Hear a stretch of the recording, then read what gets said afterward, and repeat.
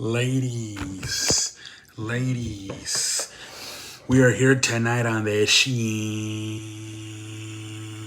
How's everybody doing here tonight, ladies and gentlemen? So we got some football. I don't know if I like these Monday nights double headers. I'm not a big fan of them, but whatever. I think they're just not trying to. I think they're only for the first few weeks because nobody has a bye week yet, so they don't want to like completely have a bunch of games on Sundays. So I think that's why they're doing it. So there's not like, probably they're not trying to have like way too many games on Sunday, especially like in the afternoon, like the 3 o'clock games. They're trying to have probably no more than 5 games at that time. So I think this is why they're doing it. I think once like around week 5, the bye weeks start coming up, they'll probably take these double headers away. It's hard to keep up, man, because they start almost at the same time too, man. But Jesus Christ, man, both of these games were like very they were both very defensive, right, man?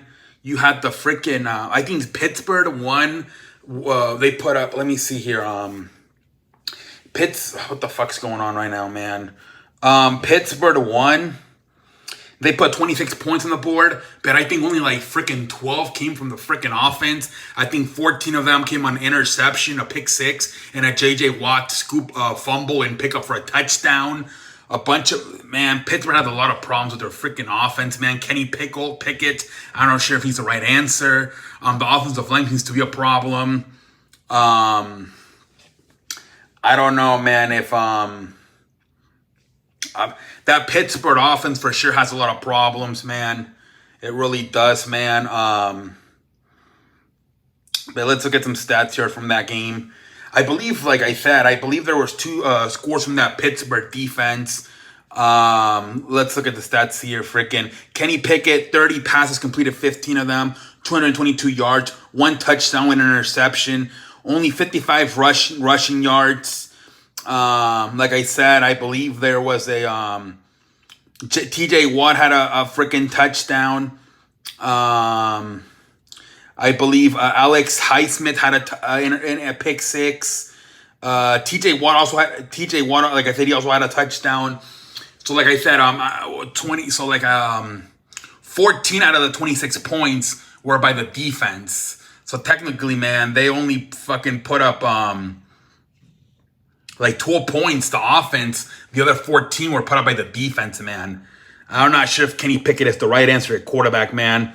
It's year 2, and I don't see a lot of improvement. Usually you see that huge jump from year 1 to year 2. If you don't see that jump from year 1 to year 2, a lot of times it seems not going to work out. But let's see what happens. Deshaun Watson, 22 for 40, 235 yards, 1 touchdown, 1 interception. He completed only 50% of his passes. They did run for 198 yards. Amari Cooper, 7 catches, 90 yards. But only 22 points because, like I said, that Pittsburgh defense was fantastic, man. Especially with those turnovers, getting those 2 touchdowns, man. The other game, man, Saints-Panthers, freaking Bryce Young really struggled in this game, man. Derek Carr doesn't look that great either. 35 for 21, 228 yards, 0 touchdowns, 1 interception for Derek Carr. They did run for 134 yards, but a lot of it was by the freaking gadget guy, Tyson Hill, 75 yards for him. Chris Olive, 6 catches, 85 yards. Michael Thomas, 7 catches, 55 yards. I'm not too convinced about this team either. Tony Jones had 2 touchdowns, but I don't know about this team either, man. Bryce Young, 22 for 33 passing, 153 yards. The guy can't even hit 175. 1 touchdown, 1 interception. Miles Sanders, 43 rushing yards. The team, 100 rushing yards. Adam Thielen, 7 catches, 54 yards, 1 touchdown. The touchdown came late. Also, Bryce Young had a strip sack fumble. Yeah, man. So we saw 2 veteran quarterbacks versus 2 young quarterbacks. And the 2 young quarterbacks look really bad. Kenny Pickett and Bryce Young, they both look really bad. Offensive line is a problem for both of them. And then the veterans didn't look that good either. Very bad night for quarterbacks. Bad night for quarterbacks tonight. Great night for defenses, man, especially that Pittsburgh defense, man. But let's see what happens, man. I don't know about Kenny Pickett. You still have to be patient with Bryce Young. It's literally only his second game in the NFL. Have to be patient with him. But you definitely need a lot of help on that team. Pittsburgh's offensive line is terrible. I don't know, man.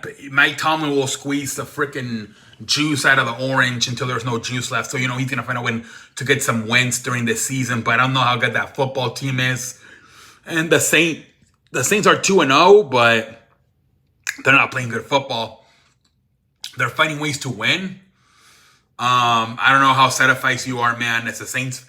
Excuse me, I beg your pardon. As a Saints fan, because you're struggling to even put 20, 25 points on the board, man.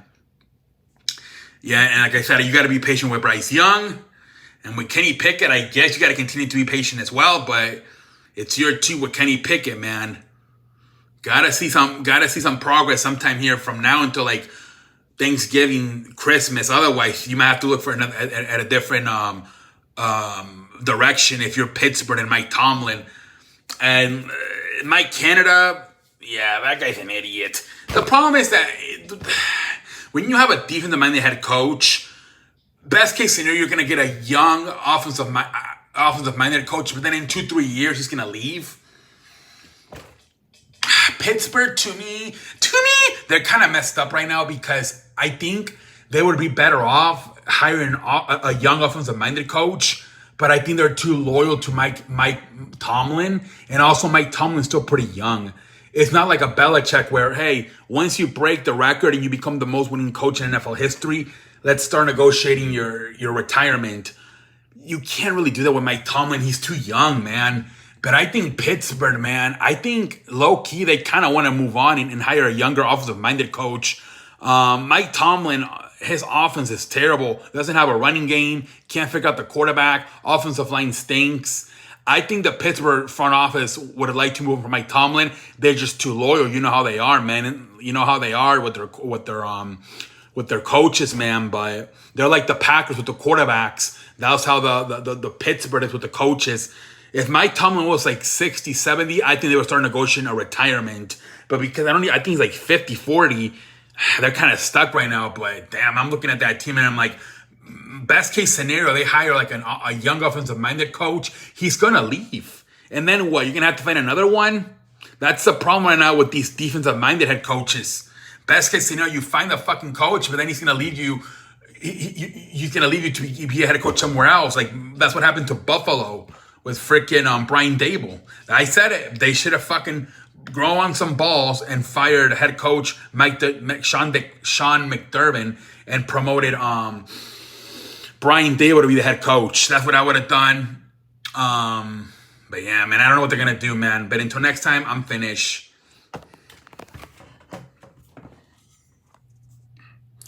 What the fuck is happening, man? Have a good night, everybody, ladies and gentlemen. Until next time, I'm out like a light. I don't know where this shit froze. I don't know what the hell happened. Have a good night, everybody. Holla at your boy.